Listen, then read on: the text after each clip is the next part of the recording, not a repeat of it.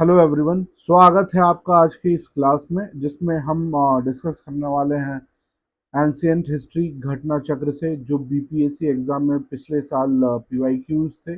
गत वर्षों में जो पूछे गए उनका ट्रेंड देखेंगे और उसके हिसाब से एनालाइज करेंगे।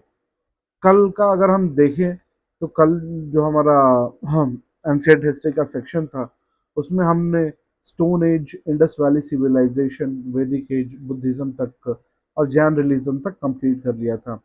आज हम अपने इस क्लास में क्या करेंगे, जैनिज्म के बाद शैव भागवत रिलीजन और यहाँ तक कोशिश करेंगे आर्किटेक्चर ऑफ इंडिया तक इस क्लास को खत्म कर दें। ठीक है, तो उस क्रम में हम आगे बढ़ते हैं और आज लेकर के आते हैं आज का नया section, that is Shaiva and Bhagavata religion.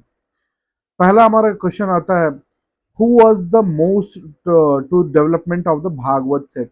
Bhagavat जो सेक्ट है उस पे सबसे ज्यादा क्या कहते हैं कि उसके डेवलपमेंट या इन्वेस्टमेंट के लिए सबसे ज्यादा किस लोगों ने इसमें काम किया। पहला पर्शियन, ऑब्वियसली नॉट, उनका अपना कल्चर था। Indo Greek people, Indo Greek people हाँ कुछ यहाँ पर आए हैं, जैसे बीसनगर इंस्क्रिप्शन है जो कि मध्य प्रदेश में पड़ता है, वहाँ के लोग आए हैं और हेलियोडोरस ने बीसनगर इंस्क्रिप्शन के लिए गरुड़ स्तंभ बनवाया था। बहुत सारी चीजें हैं। कुषाण भी आए हैं, कुषाण लोग भी आए हैं, उनका भी इंडियन हिस्ट्री में बहुत ही ज्यादा योगदान रहा है। But these were the Gupta जिन्होंने सबसे ज्यादा भागवत सेक्ट के लिए काम किया है। तो हमेशा ये ध्यान देना कि ये लोग बाहर से इन्वेडर थे और ये इंडिया में आए हैं, बट स्टिल गुप्ता जैसे सबसे पहला जो आप देखेंगे दशावतार टेम्पल, चाहे भागवत सेक्ट के लिए जो टेम्पल्स है उन्होंने सबसे ज्यादा गुप्ता करेंगे। तो it was a easy one, हम लोग आगे बढ़ेंगे। फिर दूसरा आएंगे नाथ पंथी सिद्धार्थ एंड योगीज में devotional religion popular in. Obviously Nath Panthis आप देखेंगे जो नाथ पंथी यानी अवघड़ ट्रेडिशन को फॉलो करते हैं। सिद्धा जो सिद्ध पुरुष होते हैं जो तप करते वर्ते रहते हैं। एंड योगी जो योग में बिलीव करते हैं। आप ये तीनों चीज का कॉम्बिनेशन आप देखेंगे तो ये चीज मॉडर्न आपको टाइम में आपको नॉर्थ इंडिया में मिलेगी और ये सैव ट्रेडिशन से जुड़ी हुई रहती है। ठीक है, आप लोग इन सब चीज़ों का भी ध्यान देंगे। और आपको एक बात बता दें कि ये सब सारी चीज़ें अनाथपंथी सिद्धांत ये सब सारी चीज़ें आई कब, ये क्रिटिसाइज करने लगी थी ritualistic practices of Orthodox religion. और जो हिंदू रिलीजन था वो बहुत ही ज़्यादा ऑर्थोडॉक्स हो चुका था उस टाइम तक, और उसमें जो ऑर्थोडॉक्स चीज़ों को क्रिटिसाइज करने के लिए ये छोटे छोटे सेक्ट्स इमर्ज हुए। ठीक है, तो हम ध्यान में इन सब चीज़ों का भी रखेंगे। और दूसरा क्वेश्चन हमारा यहाँ से सॉल्व होता है। बस इन सब चीज़ों को लेकर के हमारे दो क्वेश्चन थे और दो क्वेश्चन बहुत ही जनरल क्वेश्चन थे। ठीक है, आइए हम अब 6th century BC political condition के बारे में थोड़ा पढ़ते हैं और थोड़ा इसके बारे में हम लोग ध्यान में रखेंगे। ओके, हमारा पहला क्वेश्चन है, हु फाउंडेड पाटलिपुत्र। आपको बता दें कि पाटलिपुत्र जो सिटी है उसको सबसे पहले अजात शत्रु ने बनाया था। एक बिल्डिंग फॉर्म की थी वहां पे पाटिल ग्राम में। ठीक है, और ये इसका जोग्राफिकल प्रेजेंस कहाँ है, गंगा और सोन रिवर के बीच में। बट जो इसको उस टाइम पे सबसे ज्यादा फोकस में लेके आया वो हरेनक वंश।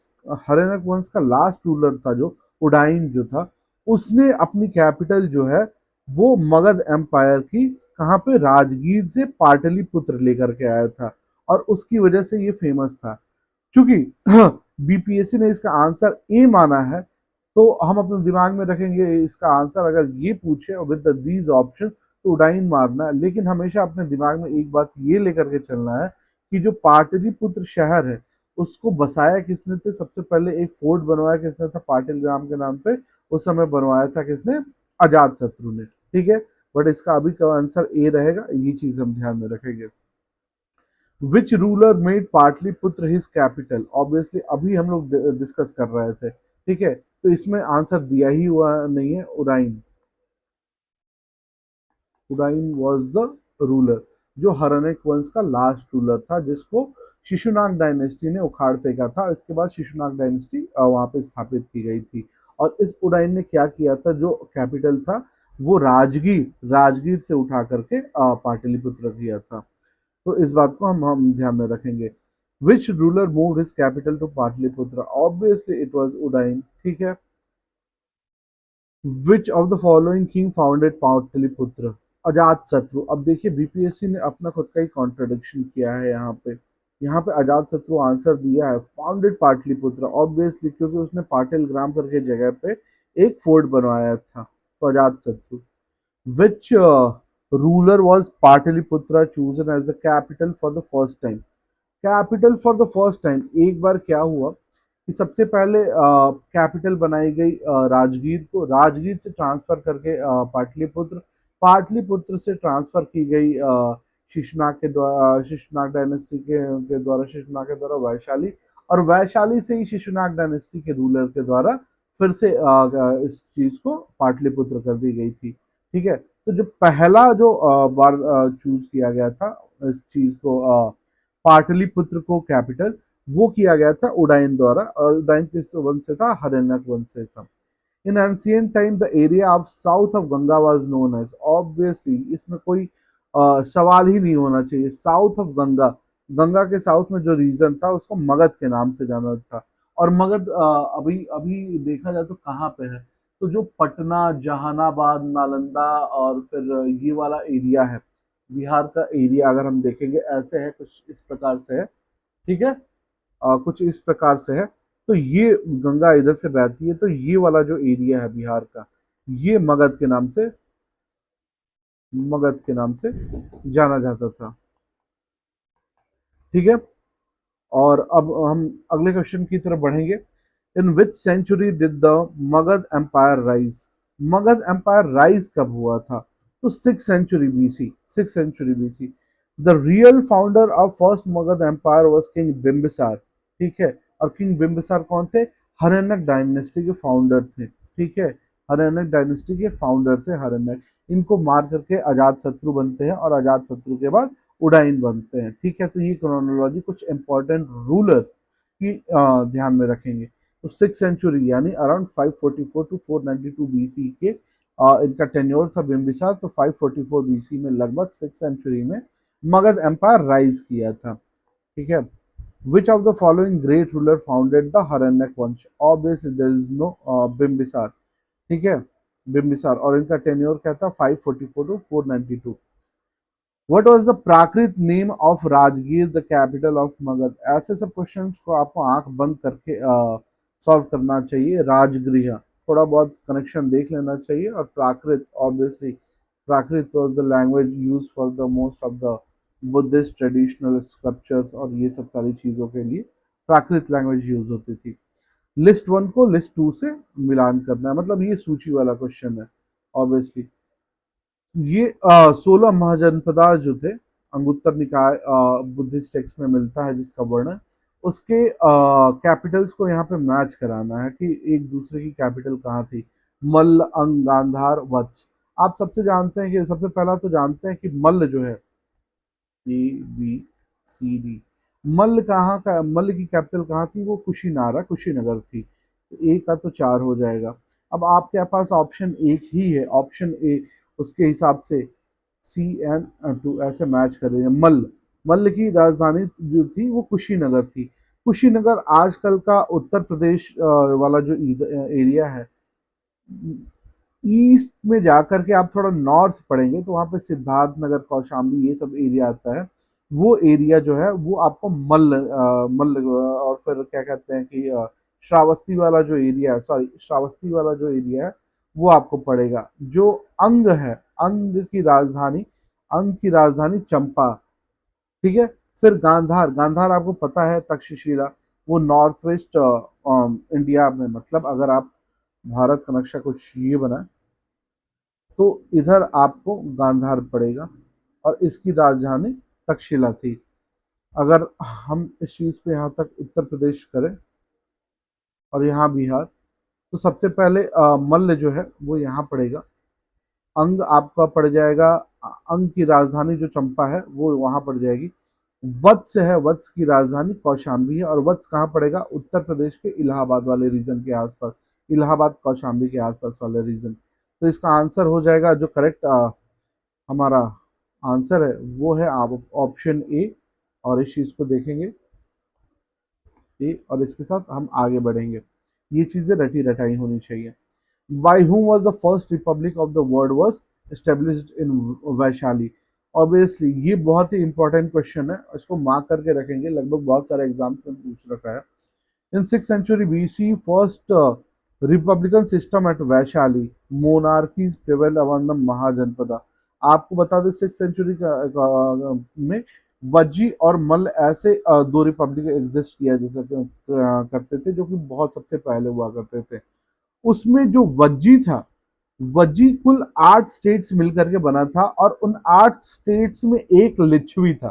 ठीक है, वज्जी कुल 8 छोटे छोटे स्टेट से मिलकर के एक रिपब्लिक बना था और उस 8 में से एक लिच्छवी स्टेट था। ठीक है, तो ये थोड़ा ध्यान में रखना, और लिच्छवी मोस्ट पावरफुल थे उस वज्जी रिपब्लिक में, ये चीज। अब हम आगे बढ़ते हैं next question. Where was the world's first republican system in the 6th century BC? Obviously, Vaishali and Vajji. Which one of the capital of Magad? Obviously, Giriraj, यानी Rajagiri. Which one of the capital of Magad? Giriraj या राजगिरी? मगध की capital Pataliputra भी थी। तो हाँ, ये सब सारी चीजें हम थोड़ा ध्यान में रखेंगे। यहाँ पे देखिए, which was the first capital of ancient Mahajanapada Magadh? Magadh की पहली जो राजधानी है वो कहाँ पे है? राजगीर है, राजगीर। ठीक है, तो ध्यान रखेंगे, जो हमारा करेक्ट ऑप्शन हो जाएगा ई, इसमें है ही नहीं। What was the name of the dynasty of Ajatashatru? Ajatashatru किस डायनेस्टी के थे? हरण्यक डायनेस्टी। हरण्यक डायनेस्टी को फाउंड किसने किया था? इनके पिता बिंबिसार। बिंबिसार को मार करके ही अजात शत्रु गद्दी पे बैठे थे, और अजात शत्रु किसके समकालीन थे?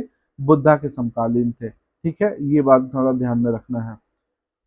और हमारे यहाँ पे आ जाएगा हरण्यक डायनेस्टी। जो नेक्स्ट क्वेश्चन है, the list of 16 mahajanapadas is available in, जो अंगुत्तर निकाय है। ठीक है, अंगुत्तर निकाय।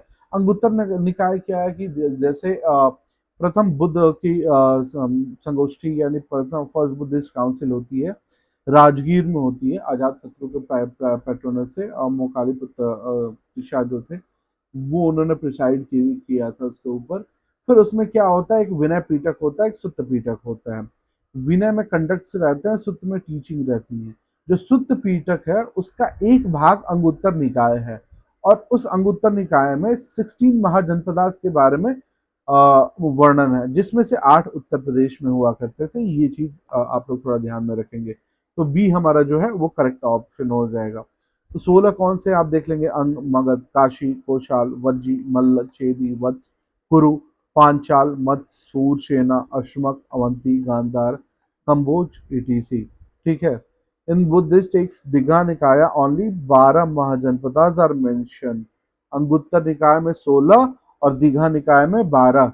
ये चीजों का हम बहुत ध्यान रखेंगे, क्योंकि इसका भी स्टेटमेंट से भी क्वेश्चन पूछ सकता है। ठीक है, Pradyota was the king of Avanti का। चंद्र प्रद्योत एक किंग हुआ करते थे। चंद्र प्रद्योत एक किंग हुआ करते थे अवंती के। ठीक है, इस अवंती के लिए जो किंग थे वो चंद्र प्रद्योत, और इनकी ट्रीटमेंट के लिए एक जीवक नाम के एक वैद्य थे, उनको भेजा गया था। तो ये चीज थोड़ा ध्यान में रखना है। ठीक है, तो हमारा यहाँ का आंसर हो जाएगा डी। इसका एक्सप्लेनेशन आपको पढ़ना है। तो वही चीज है, बदसकिंग उडाना मैं वस्वदत्ता मेंशन इन स्वप्न वस्वदत्ता रिटन महाभाषण से। आपको वही चीज है, आपको बस ये ध्यान रख लीजिए कि इस चीज से जुड़े हुए जीवक थे, और जीवक को भेजा गया था उनके ट्रीटमेंट के लिए, और वो अवंती के प्रद्योत या चंद्र प्रद्योत अवंती के रूलर हुआ करते थे। Who was the physician of Magadh ruler? Bimbisara. तो बिंबिसार ने भेजा था इनके ट्रीटमेंट के लिए चंद्र प्रद्योत के। बिंबिसार के फिजिशियन जीवक हुआ करते थे, जिनको अवंती भेजा गया था चंद्र प्रद्योत के ट्रीटमेंट के लिए। ठीक है, ये चीज थोड़ा ध्यान में रखेंगे। इसका आंसर हो जाएगा C. Which dynasty did ruled over Magadha after Nanda dynasty? जो नंद डायनेस्टी है उसको, उसका जो लास्ट रूलर था वो था घनानंद। घनानंद के समय में ही सिकंदर का अलेक्जेंडर का आक्रमण हुआ था। जब आक्रमण हुआ तो वहां तक्षशिला यूनिवर्सिटी के आसपास आक्रमण हुआ, तो वहां पे टीचर हुआ करते थे कौटिल्य चाणक्य। वो आते हैं घनानंद के कोर्ट में और उनको डायरेक्ट करते हैं कि ऐसी ऐसी बात हुई। जो घनानंद रहता है वो भोग विलासा का पैसा रहता है और वो उनका मजाक उड़ाता है। और मजाक उड़ाने के बाद वो बाहर निकलते हैं और मैं बोलते हैं कि मैं तुम्हारे से बढ़िया एक और यहाँ पे वो फॉर्म करूंगा एम्पायर। उसके बाद वो चंद्रगुप्त मौर्य से मिलते हैं। बहुत सारी चीजें जब विशाखादत्त के मुद्रा राक्षस में लिखी गई हैं, उसके अकॉर्डिंग वो उसको ट्रेन करते हैं। वो उसको ट्रेन करने के बाद वहां पे घनानंद को युद्ध में हराते हैं और इसके बाद जो मौर्य पीरियड है, मौर्य डायनेस्टी का रूल है, वो शुरू होता है चंद्रगुप्त मौर्य के बारे में। तो इसका आंसर हो जाएगा 19 का ए। आप देख लेंगे 19 का ए इसका आंसर हो जाएगा। Nanda dynasty was established after ending the Nanda dynasty. Last period of people were against rule, forcibly collection of money, heavy taxes, and whatsoever, taking advantage. Chandragupta Maurya, with help of Chanakya, killed Dhananand and ended Nanda dynasty. ठीक है, तो ये सब सारी चीजें हैं। और ये भी ध्यान रखना है कि उसके बाद शुंग डायनेस्टी आता है मौर्य वंश के बाद, फिर कानवा आता है, फिर गुप्ता ईटीसी आते रहते हैं। फिर हाँ, जो हमारा ये है, जो जो नेक्स्ट चीज है, Kalinga king Kharavela was related to. आपको एक बात बता दें, सब लोग जानते हैं कि कलिंग किंग खारवेल जिनसे रिलेटेड है हाथी गुफा इंस्क्रिप्शन ओडिशा में, वो चेदी डायनेस्टी के थे। बट एक चीज ये ध्यान देंगे, ये क्वेश्चन जो पूछा गया था वो ट्रिक था थोड़ा। जो ये डायनेस्टी है, इसके फाउंडर जो है वो महामेघ वर्मा, महामेघ वाहन है। ठीक है, और उनके नाम पे भी इस डायनेस्टी का नाम रखा गया था, महामेघ वाहन डायनेस्टी। तो ये ट्रिक क्वेश्चन था, बहुत लोगों का गलत हो गया होगा। तो इस चीज को ध्यान में रखेंगे। जो वो चेदी डायनेस्टी के थे कलिंग किंग खारवेल, और उसके फाउंडर महामेघ वाहन थे। तो इसकी वजह से ये दोनों ऑप्शन ई हो जाएगा, more than one of the above. ये सब चीजों का ध्यान में रखेंगे। King Kharavela is related to obviously C Hathi Gufa inscription. हाथी गुफा इंस्क्रिप्शन, हाथी गुफा इंस्क्रिप्शन कहाँ पे है? उदयगिरी हिल्स इन भुवनेश्वर। भुवनेश्वर में है, उदयगिरी हिल्स पे है। ठीक है, यहाँ पे खारवेला जो किंगडम के चाइल्डहुड एजुकेशन और बहुत सारी चीजों का गुणगान किया गया है। ठीक है, ये गोरखगिरी इन बराबर हिल्स और कॉन्कर्ड बाई, ये भी जो है वो किंग खारवेला के द्वारा ही कॉन्कर किया गया था। गोरखगिरी कहाँ पे है? ये बराबर हिल्स में। बराबर हिल्स की तरह बिहार में पड़ता है। यहाँ पे देखिए, Kharavela ruler of Chedi dynasty conquered Gorakhagiri situated in Barabar hills. ठीक है, खारवेला हाथी गुफा इंस्क्रिप्शन से भी रिलेटेड है, और ये सब चेदी डायनेस्टी या फिर महामेघ वाहन डायनेस्टी के रूलर हुआ करते थे। और इस इंस्क्रिप्शन में वर्ड महाराजा है पहली बार मिला है। कहाँ पे? इस इंस्क्रिप्शन में। द कैपिटल ऑफ अंग जनपद, अंग की राजधानी अभी पहले भी पूछा था, चंपा, चंपा थी। The president district of Bhagalpur and Munger, यानी ईस्टर्न, फार ईस्टर्न बिहार जो डिस्ट्रिक्ट पड़ता है भागलपुर और मुंगेर, वो चंपा हुआ करता था, अंग हुआ करता था, और उसकी राजधानी जो है वो चंपा हुआ करती थी। यानी अगर बिहार का नक्शा कुछ इस प्रकार से बनाया जाए, ठीक है, तो ये वाला जो एरिया होता था ये अंग, अंग महाजनपद था और इसकी राजधानी चंपा हुआ करती थी। ठीक है, हम लोग थोड़ा ज्योग्राफिकली भी समझेंगे और समझते समझते आगे भी बढ़ेंगे। द कैपिटल ऑफ अंग वाज चंपा, ये हो गया हमारा। अब हम चलेंगे, जो हमारा नेक्स्ट चैप्टर है वो है ग्रीक इन्वेजन। ग्रीक इन्वेजन के बारे में हम लोग पढ़ेंगे। विच one of the following ruler of Magadh was the contemporary of Alexander. मैंने आपको अभी बताया था, जो अलेक्जेंडर था उसके कॉन्टेम्प्रोरी धनानंद था। धनानंद के ही कोर्ट में कौटिल्य आए थे, यानी कौटिल्य आए थे और उन्होंने बोला था कि ये सब सारी चीजें हैं। कौटिल्य मतलब चाणक्य, चाणक्य आए थे और बोले थे ये सब सारी चीजें, try to be prepare for this attack. लेकिन उनके अटैक को वहीं पे रावी नदी के तट पे ही पुरु ने रोक दिया था, और फिर रोक देने के बाद फिर वो अपना जो भी अटैक था वो उसको फिर वापस लेकर के चले गए थे, और फिर ये चीजें यहीं पे रुक गई थी। लेकिन इसके बाद चंद्रगुप्त मौर्य आते हैं और वहां पर, ठीक है, वहां पर नंदा डायनेस्टी को खत्म करके मौर्य वंश की स्थापना करते हैं। फिर अभी हम मौर्य एम्पायर के बारे में चल जाएंगे, जो कि बहुत ही इंपॉर्टेंट है। हु रिकॉग्नाइज सैंड्रोकोटस, ये नाम याद रखेंगे, सैंड्रोकोटस एज चंद्रगुप्त मौर्य। मतलब चंद्रगुप्त मौर्य को सैंड्रोकोटस कहा जाता था। ये किसने सबसे पहले रिकॉग्नाइज किया? ये हमारे विलियम जोन्स हैं। बहुत ही विलियम जोन्स, आपने नाम मॉडर्न हिस्ट्री में सुना होगा इनका, विलियम जोन्स। ये सबसे पहले जाने कि चंद्रगुप्त मौर्य को सैंड्रोकोटस भी कहा जाता है, विलियम जोन्स सैंड्रोकोटस। और एक और बात ये एपियन एंड प्लूटार्च जो हैं वो ये डिफाइन करते हैं कि चंद्रगुप्त मौर्य को एंड्रोकोटस या एंड्रोकोटस ऐसे के नाम से जाना जाता है। तो ये नाम भी आपके लिए इम्पोर्टेंट हो गया है।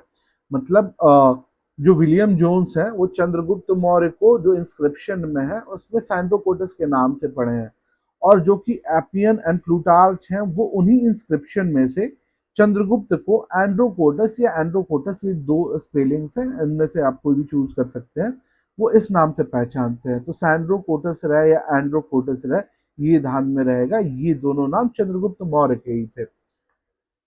The first empire was establish by which ruler in India? First empire, आपको एक बात बताए, चंद्रगुप्त मौर्य। चंद्रगुप्त मौर्य ही है जो भारत का अभी तक का जो सबसे बड़ा एरिया है, अगर ऐसे ऐसे फॉर्म किया जाए इंडिया को, जो अखंड भारत, तो लगभग अफगानिस्तान ईरान के बॉर्डर तक, यहाँ तक, ये ये वाला एरिया छोड़ करके, चेरा पांड्या, ये वाला, ये पूरा एरिया मौर्य एम्पायर में या मौर्य वंश में आ जाता था। ठीक है, ये चीज भी हम ध्यान में रखेंगे।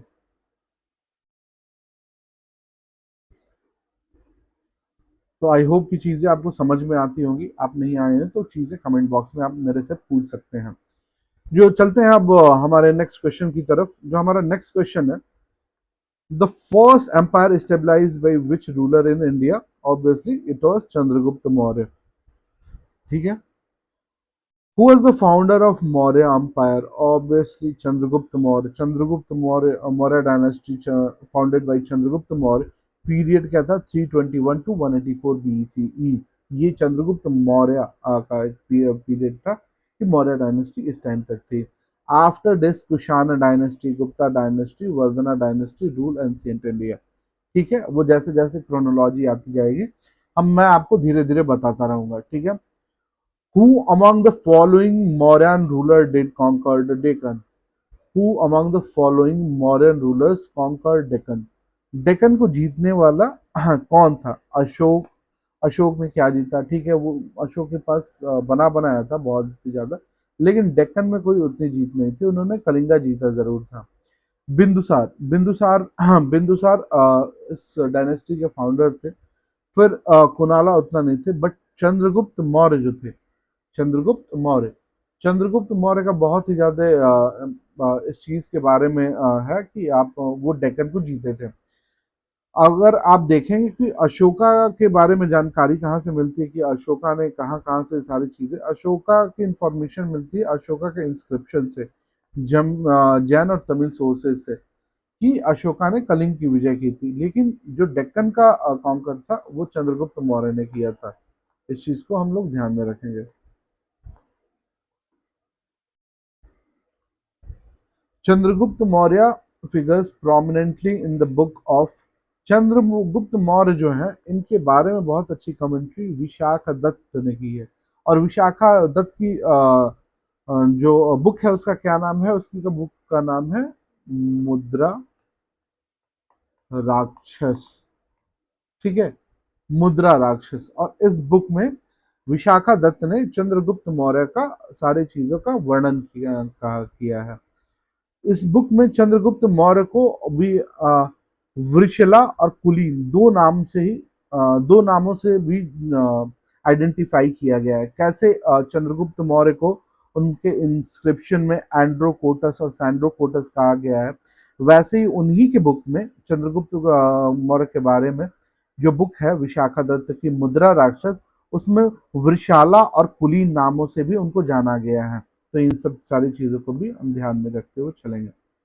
Megasthenes was the ambassador of, Megasthenes Seleucus Nicator का एक एम्बेसडर था जो कि चंद्रगुप्त मौर्य के कोर्ट में आता है, ठीक है, और यहाँ पे रह करके बहुत सारी चीजों को वो गिफ्ट में भी लेकर के आया था और ऐसे से बहुत सारी चीजें लेकर के भी जाएगा। बहुत ही इंपॉर्टेंट क्वेश्चन है।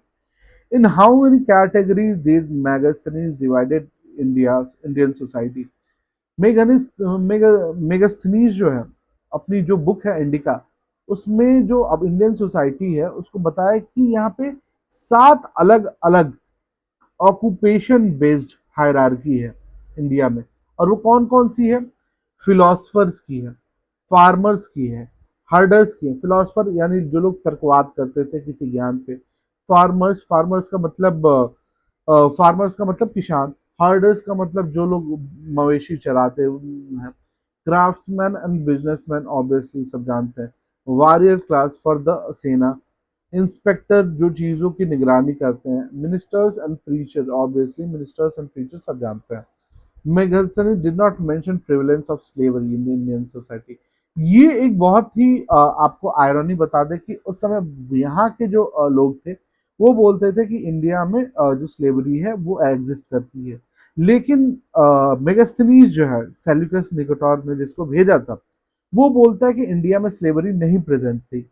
हो सकता है कि जो चीज यहाँ पे इंडिया में स्लेवरी फॉर्म के टाइप में यूज किया जाता था वहां के लोग उसे स्लेवरी नहीं, उसे नॉर्मल वर्क मानते हैं। जबकि क्यों? क्योंकि इंडिया में स्लेवरी की जो कंडीशन थी वो उतनी ज्यादा नहीं खराब थी जो जो कि विश्व में उस समय प्रेवलेंट थी। ये चीजों का आप ध्यान में रखेंगे। The description of administration of Pataliputra is available in which indica. Pataliputra Magadh, और मगध का राजा कौन? चंद्रगुप्त मौर्य। चंद्रगुप्त मौर्य के कोर्ट में कौन आया था? मेगास्थनीज। उन्हें भेजा किसने था? सेल्यूकस निकोटार ने। और सेल्यूकस निकोटार ने भेजा था और उनकी बुक थी इंडिका। तो इस चीज का भी हम ध्यान में रखेंगे। Just a second, it is indica. फिर हम चलते हैं अपने नेक्स्ट क्वेश्चन पे। Event place and connected with the person. Chola Gangnam lake. आपको एक बात बता दें, जो चोला डायनेस्टी थी साउथ इंडिया में वो भी बहुत ही बढ़िया एक डायनेस्टी थी। बहुत ही ज्यादा कॉन्कर किए हैं उन्होंने भी। उनका भी एक हिस्ट्री रहा है, हम लोग आगे डिस्कस करेंगे उसके बारे में। तो वो बे ऑफ बंगाल को एक मतलब चोला लेक कहते थे क्योंकि वो जो एरिया था पूरा उनके कब्जे के अंतर्गत आता था। तो चोला गंगम जो लेक है वो जुड़ा हुआ है चोला से, और चोला के बहुत ही महान रूलर हुआ करते थे राजेंद्र वन। तो एक का 3 हो जाएगा। अपॉइंटमेंट ऑफ धर्म महामात्रा, ठीक है। अपॉइंटमेंट ऑफ धर्म महामात्रा, आप देखेंगे कि धर्म महामात्रा का जो सबसे ज्यादा जिक्र है वो अशोका के टाइम में ही हुआ है। क्योंकि हमेशा धर्म के लिए एम्बेसडर्स भेजना बुलाना और धर्म का प्रचार अशोका के टाइम में बहुत हुआ। तो बी का यहाँ पे 4 हो जाएगा। सी असेंबली एट प्रयाग। आपको बता दें कि हर्षवर्धन के टाइम पे हमेशा असेंबली प्रयाग में हुआ करती थी। आप जब हर्षवर्धन के बारे में आने वाले समय पढ़ेंगे तो आप देखेंगे कि हर एक कुछ वर्षों के अंतराल पे प्रयाग में एक असेंबली होती हुआ करती थी। सी का 2। और सुदर्शन लेक। सुदर्शन लेक चंद्रगुप्त मौर्य, जिसको बनवाया था चंद्रगुप्त मौर्य ने, रिपेयर करवाया था। रिपेयर उनके बाद भी लोगों ने करवाया था, वो हम आगे चल के देखते हैं, ठीक है। तो इन सब सारी चीजों को 3 4 2 1 ए would be the correct option. The inscription which proves Chandragupta स्वे ओवर वेस्टर्न इंडिया, ठीक है। इंस्क्रिप्शन जिसने चंद्रगुप्त मौर्य के ओवर वेस्टर्न इंडिया मतलब चंद्रगुप्त मौर्य के वेस्टर्न इंडिया पे आधिपत्य को दर्शाया था, वो है Junagadh rock inscription of Rudradaman. Rudradaman जो कि चंद्रगुप्त मौर्य का एक गवर्नर हुआ करता था वेस्टर्न इंडिया में, जूनागढ़, आजकल के जूनागढ़ गुजरात में। उन्होंने रुद्रदमन नाम था और उनका इंस्क्रिप्शन है, और उस इंस्क्रिप्शन से हमको जानकारी मिलती है कि यहाँ पे चंद्रगुप्त मौर्य के रूल के अंतर्गत ये एरिया था। From Junagadh inscription of Rudradaman known as Pushyagupta, provincial governor of Chandragupta Maurya in Saurashtra, Sudarshan lake constructed हुआ था। मतलब ये इंडिया है, इसमें पूरा राज चंद्रगुप्त चंद्रगुप्त का है। और इस चंद्रगुप्त मौर्य ने यहाँ पे पुष्यगुप्त पुष्यगुप्त को यहाँ पर वे प्रोविंशियल गवर्नर बनाया है।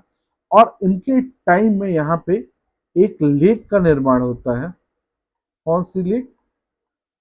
सुदर्शन लेक। सुदर्शन लेक, ठीक है। ये चीज किस चीज में है? वो जूनागढ़ इंस्क्रिप्शन में है, ठीक है। हाँ, चलिए हम आगे बढ़ते हैं। इसको पहले हम लोग हटा देंगे और फिर आगे बढ़ते हैं। In which inscription Kalinga victory is mention? Kalinga की विक्ट्री जो है वो किसी भी मास की इंस्क्रिप्शन आजकल के कर्नाटका में है, कर्नाटका है। और रुद्रदमन इंस्क्रिप्शन, जूनागढ़ इंस्क्रिप्शन, दोनों एक ही है, ठीक है। हाथी गुफा इंस्क्रिप्शन खारवेला से जुड़ा हुआ है। जो मास्की इंस्क्रिप्शन कर्नाटका में है, आप ध्यान रखेंगे कि अशोका को और सारे इंस्क्रिप्शन में देवनाम प्रियदर्शी लिखा गया था, लेकिन इस इंस्क्रिप्शन में इनका नाम अशोक ऐसे ही लिखा, एज इट इज लिखा गया है, ठीक है। तो ये सब सारी चीजें हम लोग ध्यान देंगे। मार्च की इंस्क्रिप्शन का है कर्नाटका, रुद्रदमन का जूनागढ़ इंस्क्रिप्शन जो है वो सेम चीज है। हाथी गुफा इंस्क्रिप्शन जो है, हाथी गुफा वो खारवेला का है। खारवेला कहाँ पे? उड़ीसा में है।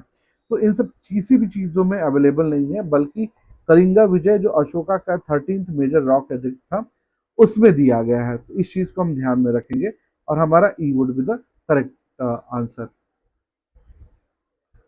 फिर चलते हैं हम अपने अगले क्वेश्चन के यहाँ 12 नंबर पे। Which one of the territory of following was not a part of Ashoka empire? Afghanistan, Bihar, Kalinga and Sri Lanka. आपको एक बात बता दें कि जो अशोका का एम्पायर था, ठीक है, वो यहाँ तक था, ईरान तक के बॉर्डर तक जाता था और इंडिया पूरा टिल म्यांमार तक सारा इंडिया का पोर्शन था। लेकिन ये वाला एरिया चेरा पांड्याज और ये श्रीलंका इनके एरिया में नहीं आता था। आपको याद होगा कि एम्बेसडर अपने बेटे को भेजे थे, बेटे और बेटी को भेजे थे यहाँ पे कि आप जाओ और फिर यहाँ पे बुद्ध धर्म का प्रचार प्रचार करो, ठीक है।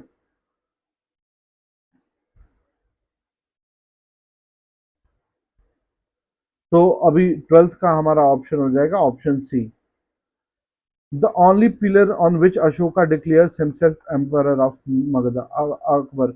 वो है भाबरू इंस्क्रिप्शन।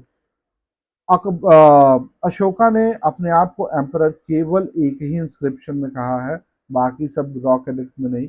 वो है भाबरू इंस्क्रिप्शन और ये कहाँ पाया जाता है? राजस्थान में पाया जाता है, ठीक है। और भाबरू इंस्क्रिप्शन जुड़ा किससे है? अशोका से जुड़ा हुआ है। ये बात भी हम ध्यान में रखेंगे।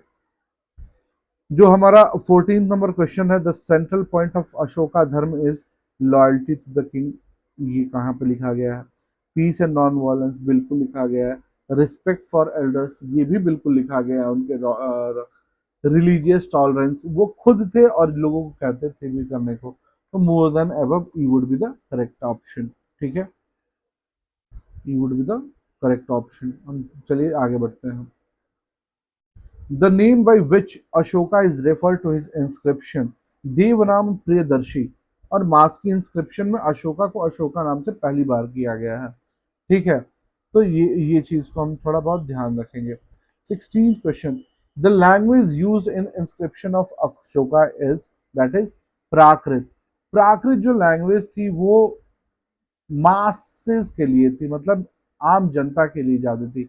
और संस्कृत वो स्टैंडर्ड लैंग्वेज थी। जैसे आज ऑफिशियल तरीके में हम नॉर्थ इंडिया, सेंट्रल इंडिया में इंग्लिश यूज करते हैं, लेकिन जो हमारा जो हाई कोर्ट है और ये सब इंग्लिश यूज किया करते थे।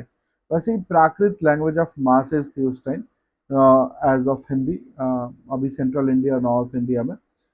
तो उसकी वजह से प्राकृत को अशोका के इंस्क्रिप्शन के लिए यूज किया गया था। याद रखिए ये लैंग्वेज है, स्क्रिप्ट नहीं, स्क्रिप्ट कौन सी यूज होती थी, वो है ब्राह्मी स्क्रिप्ट यूज होती थी। ठीक है, ब्राह्मी स्क्रिप्ट, प्राकृत लैंग्वेज, इस सब चीजों को हम ध्यान में रखेंगे। The script written on Ashoka pillar, script जैसे देवनागरी स्क्रिप्ट हिंदी की है अभी, वैसे ही उस समय लिखने के लिए एक स्क्रिप्ट यूज की जाती थी, वो है ब्राह्मी स्क्रिप्ट। ठीक है, तो इसका भी हम लोग थोड़ा ध्यान में देंगे।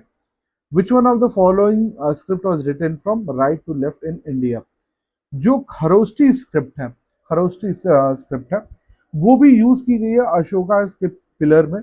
वेस्टर्न नॉर्थ वेस्टर्न एरिया में खरोष्टी स्क्रिप्ट यूज की जाती थी। लैंग्वेज जो है वो ब्राह्मी यूज की जाती थी, प्राकृत यूज की जाती थी, और वैसे करके हम इंस्क्रिप्शन बनाते थे, अशोका इंस्क्रिप्शन बनाते थे ताकि लोगों को वहां पे पढ़ा जाए। तो खरोष्टी स्क्रिप्ट कौन सी, राइट टू लेफ्ट में लिखी जाती है, जैसे उर्दू अभी लिखी जाती है। दूसरी चीज, किस एरिया में खरोष्टी स्क्रिप्ट चलती थी, वो western part, north western part of India, इस वाले एरिया में ब्राह्मी स्क्रिप्ट, खरोष्टी स्क्रिप्ट चलती थी। जस्ट वेट, जो 19th हमारा क्वेश्चन है, which one of the following script of ancient India was written from right to left, इसमें कोई अब शक ही नहीं रहा, ये हमारा ये है। The inscription of Ashoka were read for the first time by, अभी मैंने कुछ टाइम पहले ही बताया था कि जेम्स प्रिंसेप, जेम्स प्रिंसेप पहले ही थे, जो देवनाम प्रियदर्शी नाम में उसको बताया कि देवनाम प्रियदर्शी जो है वो अशोका का नाम है। ठीक है, तो ये चीज ध्यान में रखें। Deciphered Brahmi script, James Prinsep, obviously अगर वो पढ़ रहे हैं, अशोका को बता रहे हैं कि देवनाम प्रियदर्शी है, नहीं तो फिर वो कहाँ से बता पाते, तो ये भी ध्यान में रखेंगे। ब्राह्मी स्क्रिप्ट को सबसे पहले ये जेम्स प्रिंसेप ने डिसाइफर किया और बताया कि ये जो देवनाम प्रियदर्शी कोई और नहीं बल्कि द ग्रेट रूलर अशोका ही है। Which ruler has made Pataliputra the capital of his empire for the first time, Chandragupta Maurya, Magadha को बनाते थे। ठीक है, मगध और उसके ये सब सारी चीजें। और एक और चीज ध्यान में रखेंगे, चंद्रगुप्त मौर्य यहाँ पे तो दिया हुआ है, लेकिन आप ये ध्यान रखिए, सबसे पहले उडाइन ने बनाया था, चूंकि यहाँ पे उडाइन का नाम नहीं दिया हुआ है, उसकी वजह से चंद्रगुप्त मौर्य को ही यहाँ पे टिक करिएगा, क्योंकि अशोक, चंद्रगुप्त, विक्रमादित्य और कनिष्क अलग अलग जगहों पे थे। तो ऑप्शंस भी देखते रहिएगा और फिर उसके हिसाब से आप टिक करते रहिएगा। Who was the last ruler of Maurya dynasty, Maurya dynasty के जो सबसे लास्ट रूलर थे बृहद्रथ थे, मौर्य डायनेस्टी। इनको हराते कौन है, पुष्यमित्र शुंग। ठीक है, इनके मंत्री हुआ करते थे और इनको हरा देते हैं युद्ध में, और ये कूप कर देते हैं पुष्यमित्र शुंग, और फिर बृहद्रथ के टाइम पे और खुद रूलर बन जाते हैं, और इसके बाद सुंगा पीरियड यानी सुंगा डायनेस्टी का राज शुरू हो जाता है। ठीक है, तो इस चीज को ध्यान में रखेंगे। चलते हैं नेक्स्ट क्वेश्चन पे। The last Mauryan emperor was, सबसे लास्ट मौर्यन एम्परर कौन था, बृहद्रथ था। ठीक है, the decline of Mauryan empire was largely due to economic consequences of Ashoka's policy, who believed in this fact, ये क्वेश्चन थोड़ा टफ क्वेश्चन है, इस क्वेश्चन को याद रख लीजिए कि रोमिला थापर ये कहती हैं कि मौर्य एम्पायर का जो डिक्लाइन हुआ वो इनके इकोनॉमिक कॉन्सिक्वेंसेज से हुआ। अब ठीक है, ये लिखा है, लेकिन क्यों लिखा है, क्योंकि उनका कहना ये है कि कलिंगा विजय के बाद अशोक ने युद्ध करना बंद कर दिया, और जब युद्ध करना बंद कर दिया तो ऑब्वियसली सेना तो वही बड़ी की बड़ी रखते थे, ऐसा नहीं है कि सेना को डिसमेंटल कर दिया, अगर सेना डिसमेंटल हो जाती तो कोई भी आक्रमण करता तो फिर वो इजिली से जीत जाता। लेकिन क्या हुआ, जब वो सेना का यूज नहीं कर रहे हैं और सेना पे बहुत ही ज्यादा व्यय हो रहा है, उसके साथ धर्म के प्रचार में आप बहुत ज्यादा व्यय कर रहे हैं, ये सब सारी चीजें देखते हुए रोमिला थापड़ ये कहती हैं कि मौर्य एम्पायर जो है उसका जो डिक्लाइन है वो इकोनॉमिक कॉन्सिक्वेंसेस के अकॉर्डिंग हुआ है। तो रोमिला थापड़ को हम लोग यहाँ पे ध्यान में रखेंगे। The most famous centre of learning during the Mauryan period was, obviously Takshashila. Mauryan period समय जो हमारा नालंदा है वो बहुत बाद में आया, वो कुमार गुप्त के द्वारा बनाया गया। वैशाली, उज्जैन, ये सब सारी चीजें हैं, लेकिन मौर्यन पीरियड ऑब्वियसली चाणक्य जो थे वो यहीं के टीचर हुआ करते थे। चंद्रगुप्त मौर्य ने भी तक्षशिला में पढ़ाई की थी, और तक्षशिला ही उस समय का मौर्यन पीरियड के टाइम में एजुकेशन सेंटर मोस्ट फेमस हुआ करता था। चलते हैं हम अपने नेक्स्ट चीज में, post Mauryan period. Post Mauryan period पे consider the following dynasty of ancient India, Shunga, Maurya, Kushan and Kanva. आपको सबसे पहले बता दें कि सबसे पहले मौर्य आते हैं नंद डायनेस्टी को हरा करके। मौर्य के लास्ट रूलर जो रहते हैं वो बृहद्रथ रहते हैं। बृहद्रथ को हराता कौन है? पुष्यमित्र शुंग। पुष्यमित्र शुंग आते हैं, वो शुंगा डायनेस्टी को स्टेब्लिश करते हैं। शुंग डायनेस्टी के last ruler, if I am not wrong, it is Devabhuti. Devabhuti को हराते कौन है? कानवा हराते हैं। और कानवा के बाद कुषाण आ जाते हैं। 2143, 2143 B would be the correct answer. क्योंकि कुषाण कुषाण होता क्या है, कानवा जो डायनेस्टी रहती है मगध पे रूल करती रहती है, ये इंटरनली फ्रेगमेंट हो जाते हैं कब, जब इनको राष्ट्रकूट नीचे से आकर के हरा देते हैं। उस समय नॉर्थ वेस्ट, ये इंडिया जो है, उस समय नॉर्थ वेस्ट खैबर पास या फिर बोलन पास के रास्ते से आते हैं कुषाण, और ये आके आक्रमण करते हैं। ये इनके वीक पोजीशन का फायदा उठाते हैं और फिर आक्रमण करके यहाँ पे कुषाण डायनेस्टी, कुषाणा डायनेस्टी स्टैब्लिश करते हैं। इन सब चीज़ों को भी ऐसे ध्यान में रखेंगे। तो जो हमारा करेक्ट ऑप्शन हो गया वो ऑप्शन बी सही हो जाएगा। चलते हैं, epigraphic records inscription suggest that in ancient India the ruler of Bihar had connection with Java and Sumatra. आपको एक बात बता दें, जो बालपुत्र देव थे कहाँ के रूलर? जावा सुमात्रा के, शैलेंद्र डायनेस्टी के बालपुत्र देव थे। वो आते हैं और क्या कहते हैं कि बिहार में आकर के कुछ बुद्धिस्ट मोनेस्ट्री बनाने के लिए कुछ विलेजेस मांगते हैं, और देवपाला जो पाला रूलर रहते हैं वो उनको गिफ्ट कर देते हैं। तो ये उस चीज से रिलेटेड है। Who was the king of Suvarnabhumi who established a Buddhist monastery in Nalanda and requested Devpala through his messenger to donate 5 villages for his maintenance? अभी बताया, बालपुत्र देव, शैलेंद्र डायनेस्टी, जावा सुमात्रा के एरिया में रहते थे। कुछ हमारा एरिया है, और ये एरिया कहाँ का है? तो एंशिएंट इंडिया का है। एंशिएंट इंडिया का है और इसका मैच द फॉलोइंग करना है हमको। तो चलिए यहाँ पे A B C and D लिख देते हैं। जो हमारा पहला है वो है कर्म सुवर्णा। कर्म सुवर्णा का इसका कनेक्शन होगा वेस्ट बंगाल, 3। फिर जो हमारा नेक्स्ट होगा प्रयाग ज्योतिष। प्रयाग ज्योतिष का इसका होगा 4, दैट इज आसाम। गिरनार मैंने आपको अभी बताया था, ये कहाँ पे पड़ता है? गुजरात में पड़ता है। और प्रतिष्ठान जो है वो महाराष्ट्र, यानी प्रतिष्ठान या पैठन, ठीक है। ये आपको बता दें कि कभी कभी आपको चारों नहीं पता रहेंगे, आपको 2 पता रहेंगे, आप 2 से सही आंसर पे पहुंच सकते हैं अगर आप ट्राई करें तो गिरनार और प्रतिष्ठान, अगर 2-1 दिया है तो 2-1 इसी के सबसे लास्ट में रहता है, और आप सही आंसर पे आप पहुंच जाते हैं, ठीक है। इसमें वही सब बताया कि कौन किसके टाइम पे था, but try to keep basic things intact. आपको चीज़ें बाद वाली नहीं हो, आप सॉल्व कर लेके जाओगे, और वो अगर आपसे सॉल्व नहीं हो रहा है तो आप टेंशन मत लो, किसी से भी सॉल्व नहीं होगा। वो तुक्के पे किसी का सही बैठ गया तो फिर ठीक है। जो नेक्स्ट क्वेश्चन है, विच inscription tells about the various achievements of Rudradaman one.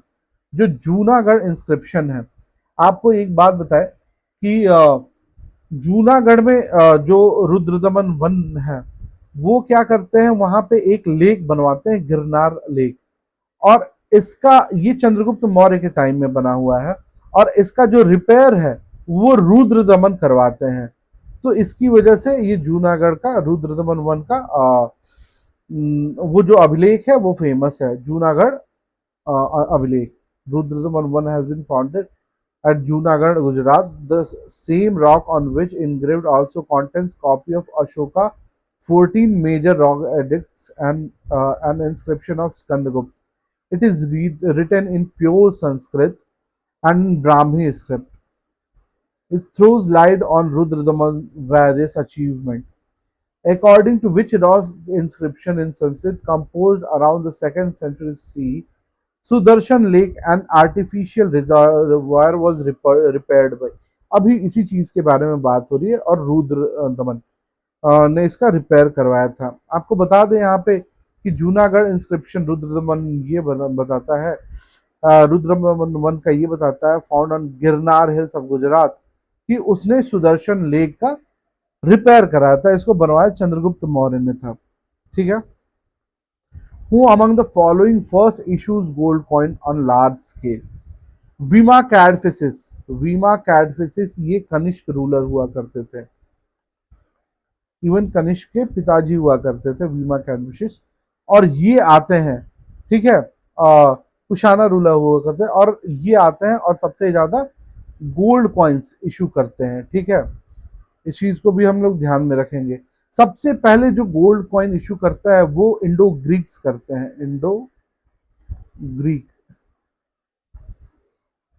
First issued gold coins on a large scale.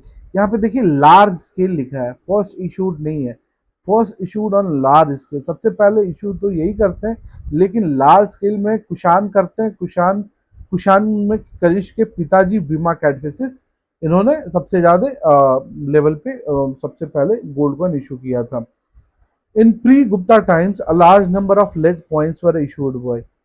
Pre Gupta के पूर्व समय में सबसे ज्यादा लार्ज क्वांटिटी में लेड कॉइन्स किसने जारी किए थे? तो ये सातवाहनास थे। सातवाहनास ही है जो सबसे पहले लेड कॉइन्स लेकर के आए थे। विच dynasty ruled over India after Shunga dynasty? आपको बताया था कानवा डायनेस्टी, जो कानवा डायनेस्टी थे वो ही रूल की थी। क्यों? क्योंकि इनके जो लास्ट वीक रूलर थे उनको मार करके शुंगा डायनेस्टी के कानवा जो थे वो Vasudev, the new founded Vasudev जो थे वो देवभूति को मारते हैं और मार करके कानवा डायनेस्टी को एस्टेब्लिश करते हैं। और कानवा डायनेस्टी हारती कैसे है? सातवाहन के अटैक की वजह से उनको रिड्यूस कर देते हैं उनकी आर्मी को, और इसके बाद जो कुशान रूलर्स हैं नॉर्थ वेस्ट से आकर के अटैक करते हैं और फिर वो अपनी डायनेस्टी फॉर्म करते हैं। ठीक है, फिर हम चलते हैं Gupta and post Gupta period. इस पे आइए कुछ क्वेश्चन सॉल्व करते हैं। जो हमारा क्वेश्चन है आज का वो, which Gupta ruler assume the throne after killing of elder brother? कौन सा गुप्ता रूलर जो है जो अपनी गद्दी को अज्यूम करता है अपने बड़े भाई को मार करके? वो है चंद्रगुप्त द्वितीय। After Samudragupta Ramagupta became ruler. Ramagupta उतना इफेक्टिव रूल नहीं कर पा रहे थे, उसकी वजह से जो चंद्रगुप्त है वो रामगुप्त को मारते हैं, और साथ साथ उनकी वाइफ जो रहती है ध्रुव देवी, उनसे शादी भी करते हैं, और शादी करने के बाद अपने आप को रूलर घोषित करते हैं। और उस समय शाकाश जो थे शक थे, उनको भी हराते हैं। तो चंद्रगुप्त द्वितीय के नाम से बहुत सारी चीजें हैं। Who was called Napoleon of India? It was none other than Samudragupta, Napoleon of India, because his conquest, ये बहुत सारे युद्ध जीतते हैं, उसकी वजह से नेपोलियन ऑफ इंडिया किसने कहा है? विंसेंट स्मिथ ने कहा है समुद्रगुप्त को Napoleon of India, Indian Napoleon. ठीक है, इस चीज को भी ध्यान में रखेंगे। Gupta emperor who defeated Huns. हुण जो थे, उनको हराया किसने था? स्कंदगुप्त। इस चीज को थोड़ा हम लोग ध्यान में रखेंगे। फर्स्ट हुना invasion in India took place during the reign of Skandagupta and they were badly defeated by him. This invasion was only a raid and has no major direct impact on the country. ठीक है, जो पहला हुण का invasion था वो स्कंदगुप्त के द्वारा पीरियड में हुआ था, और इसका कोई ज्यादा इम्पैक्ट नहीं था पड़ा। क्यों? क्योंकि इन्होंने हरा दिया था उनको। तो ये सारी चीजें हम ध्यान में रखेंगे। हुणों का सबसे पहले इन्वेजन स्कंदगुप्त के पीरियड में हुआ था। Who was the founder of Nalanda university? Kumaragupta first was the founder of Nalanda university, और ये गुप्ता रूलर हुआ करते थे। ठीक है, हुइन सांग के अकॉर्डिंग, ये नाम भी कभी नालंदा यूनिवर्सिटी जिसे शकारादित्य फाउंडर जो थे वो शकारादित्य थे, जिनका असली नाम कुमार गुप्त वन भी था। ठीक है।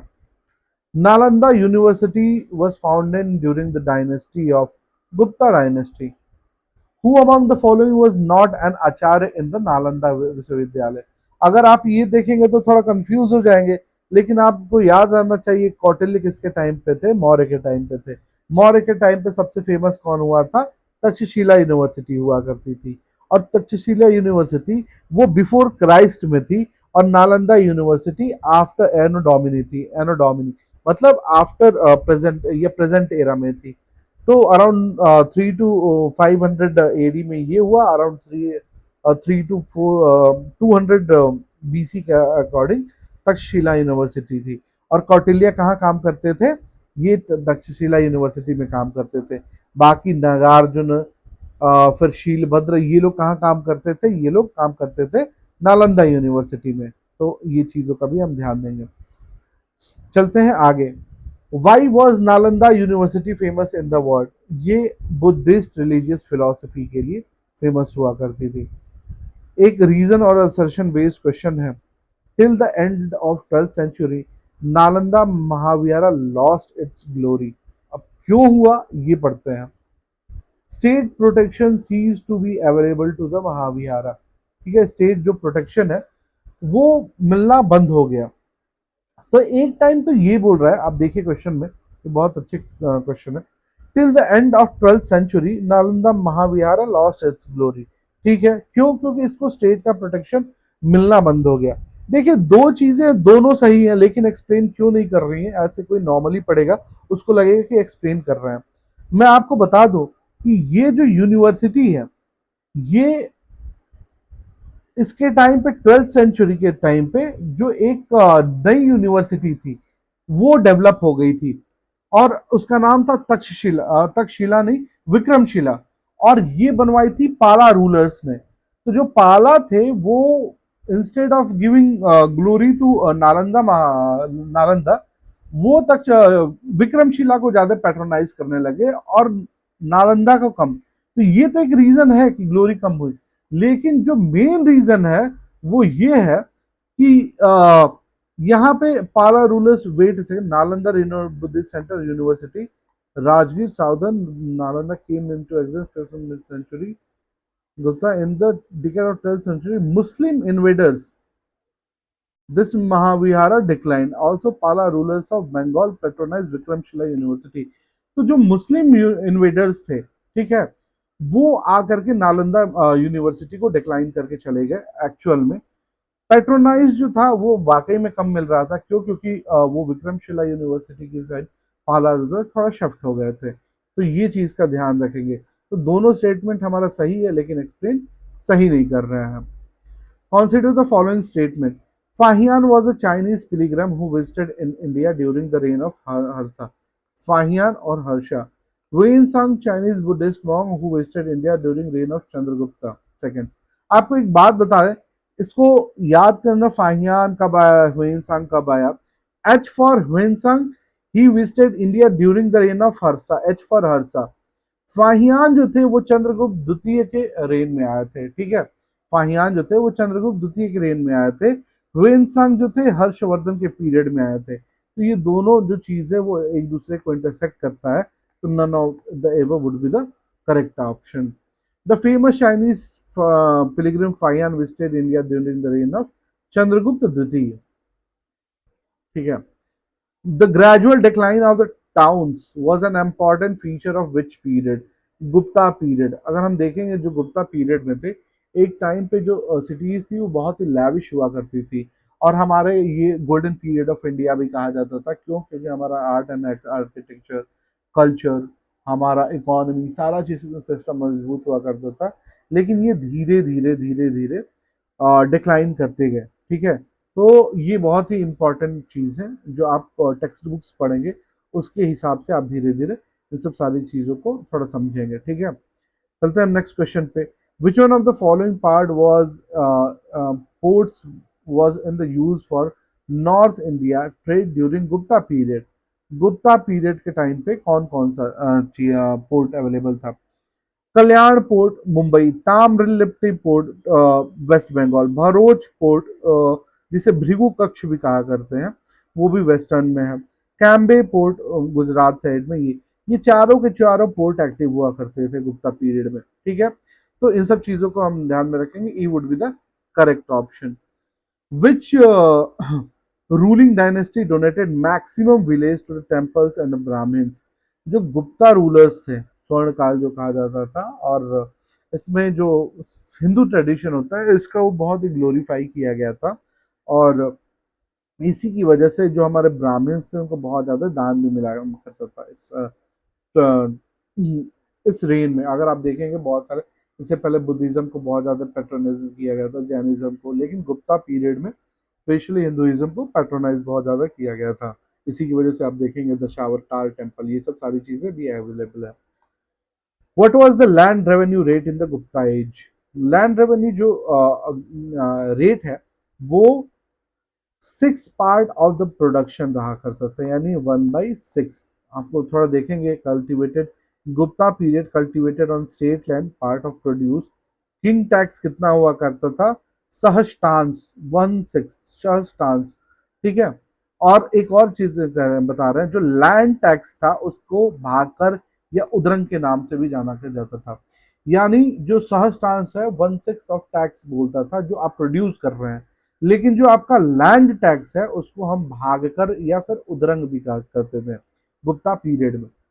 What was the rate of land revenue in the धर्मशास्त्र।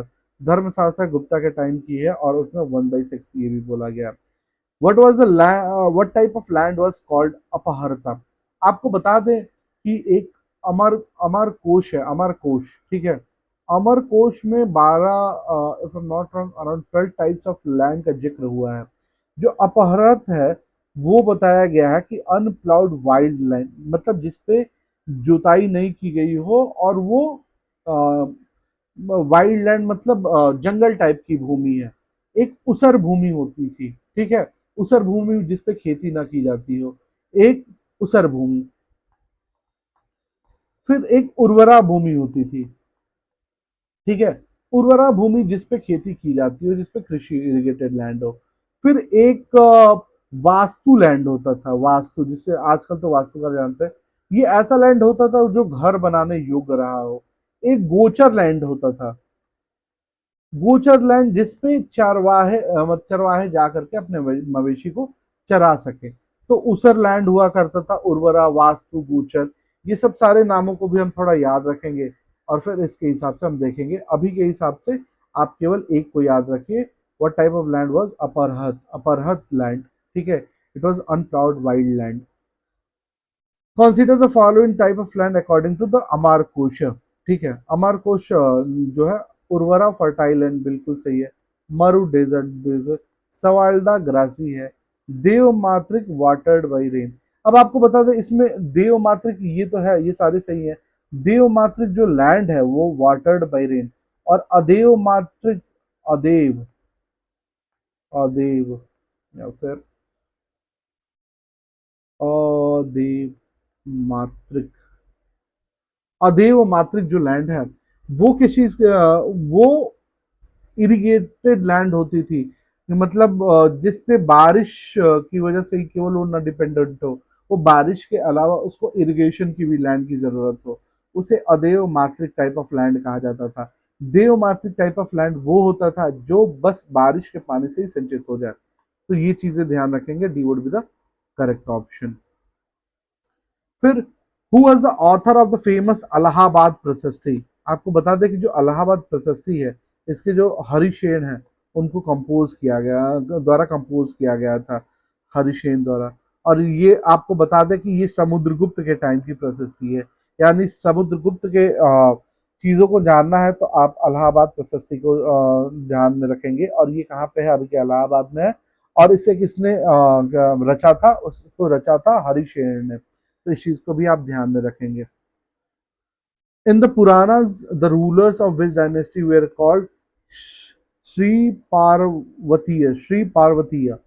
पुराण में किस रूलर को श्री पार्वतीय कहा जाता था, तो इक्ष्वाकु रूलर को श्री पार्वतीय कहा जाता था। क्यों, in the Purana the ruler of Ikshvaku dynasty called Sri Parvatiya and Andhra Bharatiya.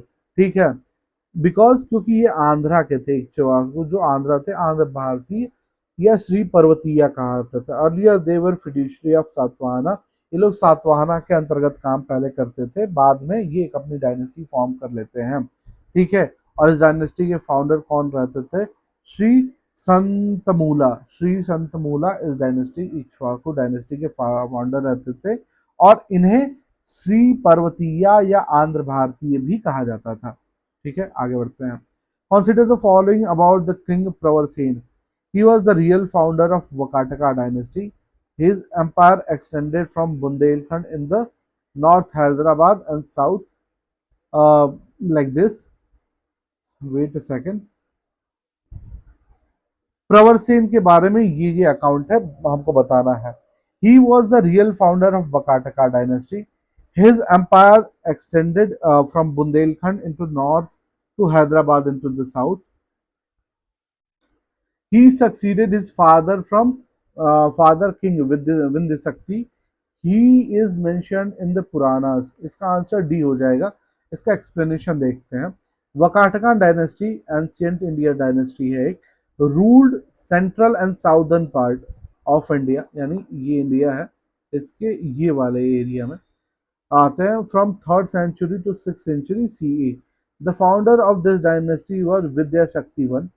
Successor प्रवर सेन हुआ करते थे, who also called real founder, यानी विद्या Shakti one was the founder, but the real founder was Pravarsen one of Vakataka dynasty. During time of Pravarsen one, जो real founder थे, boundaries of Vakataka kingdom expanded from Vindhya region in the north, present day Bundelkhand included हुआ करता था, and the Deccan in the south, present day Hyderabad वाला area भी। Among the Vakataka rulers, he was the first to assume the title of सम्राट and performed अश्वमेध यज्ञ, यानी प्रवर सेन थे वकाटका डायनेस्टी में सबसे पहले थे जिन्होंने सम्राट टाइटल अज्यूम किया और अश्वमेध का यज्ञ भी किया था। इन पुराणाज ही रेफर टू प्रवीरा, मतलब प्रवर सेन को ही प्रवीरा कहा गया है पुराण में। अगले क्वेश्चन पे चलते हैं। Huna king Toramana was defeated by Aulikara king. ठीक है, इसका होगा Prakash Dharman. Prakash Dharman was defeated by the Aulikara king. जो हुणा किंग थे तोरामन, उन्हें किसने हराया था? ओलिकारा किंग। तो ये थे Prakash Dharman. Huna king Toraman was defeated by Aulikara king Prakash Dharman. Death of Skandagupta, Huna king attack Ganga valley.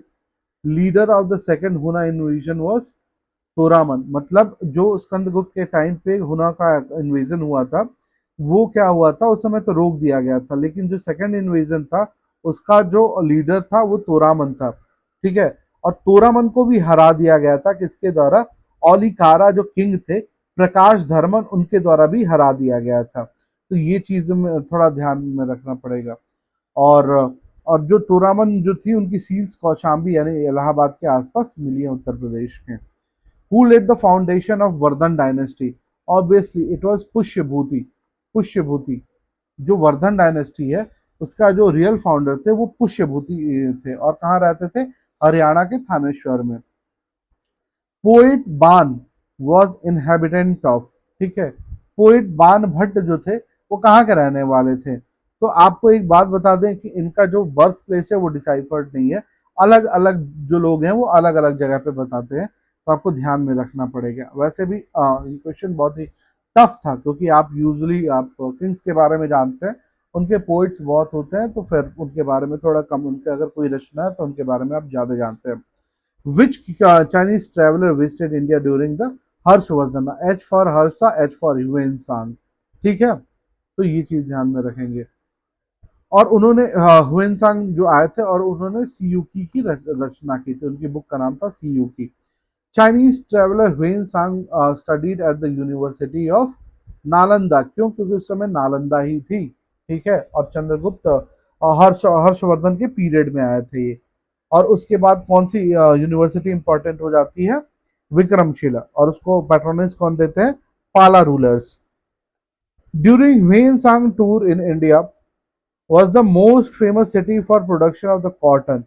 Cotton के प्रोडक्शन के टाइम पे सबसे ज्यादा फेमस कौन था? मथुरा। मथुरा जो है वो ह्वेन सांग के टाइम पे सबसे ज्यादा कॉटन प्रोड्यूसिंग सिटी था। Chinese traveler Hensong in India during Harshvardhan, according to him, Mathura was famous for cotton textiles। ठीक है।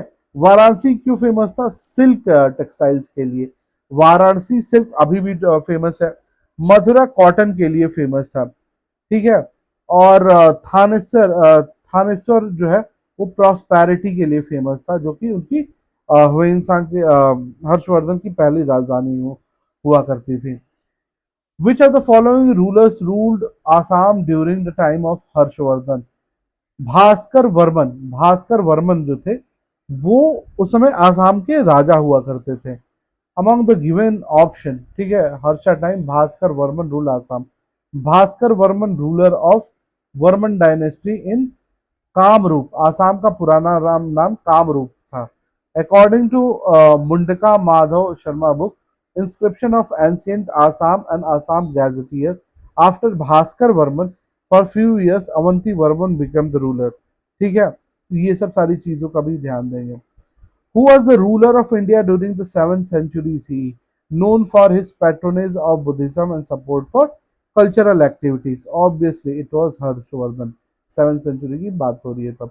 During the Gupta Vakataka era, which important school of Indian philosophy developed focus on the logical reasoning and the debate? It was न्याय।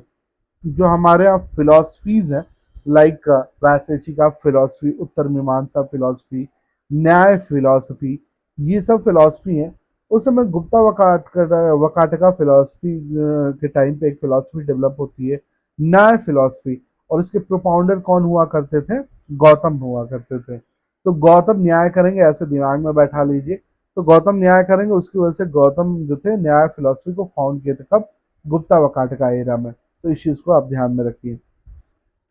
Who among these was the first to explain that the daily sunrise and the sunset occurred due to the Earth's rotation on its axis? ठीक है, वो आर्यभट्ट बताते, ये किसी को explain करने की जरूरत नहीं है। Who among the following is known for his work on medicine during the Gupta era? ठीक है, जो आपको अवेलेबल आंसर है, ठीक है, तो चूंकि बीपीएससी ने इस चीज का आंसर सुश्रुत को माना था, लेकिन एक्सप्लेनेशन में ये बताया गया है कि सुश्रुत का जो जन्म था वो 1000 बीसी टू 600 बीसी के आसपास हुआ था। ठीक है, और गुप्ता एरा जो है वो एडी में हुआ था। तो इन लोगों का जो टाइम फ्रेम है वो बहुत अलग अलग है, लेकिन बीपीएससी ने आंसर मारा था, तो सुश्रुत को दिमाग में लेकर चलेंगे। लेकिन for the next time one questions को ठीक भी किया जाता है, ये भी ध्यान में रखें आप। जैसे अजात शत्रु वाला क्वेश्चन था कि किसने फाउंड किया था, उसमें अजात शत्रु ऑप्शन में ही नहीं था, बाद में ऑप्शन में आ गया। वैसी ही चीजें ठीक भी की जाती है, तो इन सब चीजों का ध्यान में रखेंगे। अब हमारा एंशियंट इंडियन आर्किटेक्चर का है, वो हम लोग नेक्स्ट क्लास में करेंगे। आज के लिए इतना ही।